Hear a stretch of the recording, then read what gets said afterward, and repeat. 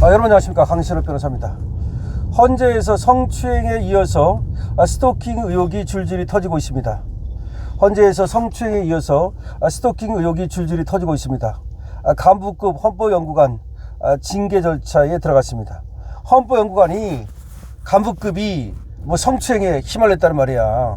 헌재 이 시기들 말이야, 윤석열 대통령 탄핵시켰는데 현대판 을사팔적이다 그러는 거 아니야. 을사오적이 아니라 을사팔적이다. 작년에가 을사년 아닙니까? 어떻게 똑같아. 을사오적이 아니라 이제 이번에는 을사팔적이다 이런 얘기 아닙니까 지금. 자, 그런데 헌재에서 이 간부급이 말이죠, 성피 의혹이 불거지고 있다. 그러니까 싹수가 노란 거야. 노는 그 물이 뭐에 따라서 그 사람을 우리가 평가할 수 있고, 그런데 헌재에서 그따위로 말이죠, 헌재 재판관들 보세요. 헌재 재판관들 하는 꼴을 보세요. 그때 마찬가지로 그렇게 위물이 맑아요, 아랫물이 맑은 건데 어떻게 헌재라는 데에서 도대체가 이 성비 사건이 이렇게 벌어지느냐고. 자, 보겠습니다. 헌법재판소 내부에서 간부급 헌법연구관들의 성비 의혹이 불거져 논란이 일고 있다. 헌재는 최근 발생한 사안과 관련해선 징계 절차를 진행 중이라고 한다. 19일 오늘 법조계, 연합뉴스 등에 따르면 헌재 A 부장연구관은 약 3년 전 내부 워크숍에서 술에 취해서 여성 헌법연구관들에게 부적절한 신체 접촉을 하는 등 추행을 했다는 의혹을 받고 있다. 부장연구관이 뭐냐면 부장판사하고 똑같은 거예요. 법원으로 따지면. 헌법연구관들은 법조인들이에요. 판사들이 글로 파견을 나가는 거예요. 검사도 파견 나갈 수 있고 판사도 파견 나갈 수 있어요. 그러니까 이 연구관들은 대개 판사거나 검사 신분을 갖고 있는 사람들인데, 이런 사람들이 워크숍을 하면서 부적절한 신체 접촉을 했다? 새끼들 말이야. 피해자들의 문제 제기가 있었지만 다른 간부급 연구관 등이 이런 사실을 묵인하는 등 대처가 충분하지 않았다는 주장이 제기된 것으로 전해졌다. 술 먹고 그러니까 뭔가 성추행을 했는데 위에서 덮어버렸다 이 말 아니겠습니까? 이에 대해서 헌재는 당시 고충 상담을 접수한 사실은 확인되지만 성희롱 고충위원회 같은 정식 절차가 개시된 사실이 없어서 구체적인 내용 파악은 어려운 사항이다. 이후 피해자들의 의사에 따라 정식 조사 절차 개시 없이 사안을 종결했다. 그러니까 이제 덮었다는 말 아니겠어. 그러니까 이제 이게 그렇잖아요. 이게 불거지면 피해자도 쪽팔리니까 아마 이제 어느 정도 이렇게 강력하게 항의를 안 했는가 보지. 그러니까 슬쩍 이제 덮어버린 거지 뭘. 성희롱, 성폭력 고충상담과 관련해서 2023년도 고충상담 매뉴얼에 따르면 피해자의 명시적 요청이 있으면 상담이 종결되며 후속 절차는 더 이상 진행되지 않는다고 표현했다.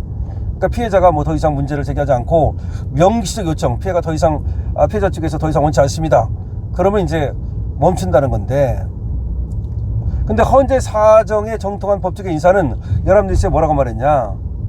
당시 사안이 발생했을 때 본격적인 진상조사에 나설 경우 오히려 2차 가해 등으로 문제가 확산할 수 있다고 판단해서 당사자들 중심으로 처리했던 것으로 안다. 자기들끼리 쉬쉬하고 말았다 이 말이네 뭘. 특히 이런 상황에서 A 그 부장연구관이 최근 승진한 점이 다시 논란을 불러일으켰다. 그렇게 성추행을 했던 사람이 승진을 했다는 거야. 아니, 성추행 사건을 자기들끼리 스스로 피해자가 예를 들어서 원치 않아 가지고 덮었다고 칩시다. 그렇다 하더라도 승진을 시키면 안 되지. 그렇게 헌재에서 성추행을 했던 사람이라면 다른 데로 보내야지. 이분에 관해서 헌재는 발령 시점에 당시의 피해자 의견을 모두 청취해서 인사가 이루어졌다. 피해자한테 물어봤다는 거야. 피해자한테 물어봐가지고 문제 삼지 않아가지고 그래서 승진시켰다 그런 말이네. 이게 무슨 얘기야?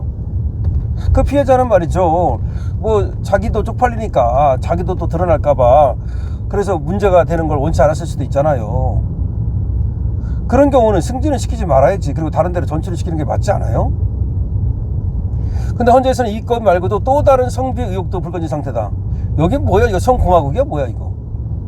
아니, 헌법재판소가 아니라 성재판소야? 뭐야 이거?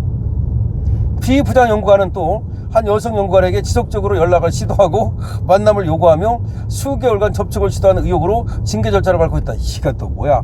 스토킹이네. 그러니까 아까는 A 부장 연구관인데 이번에는 또 B 부장 연구관이야.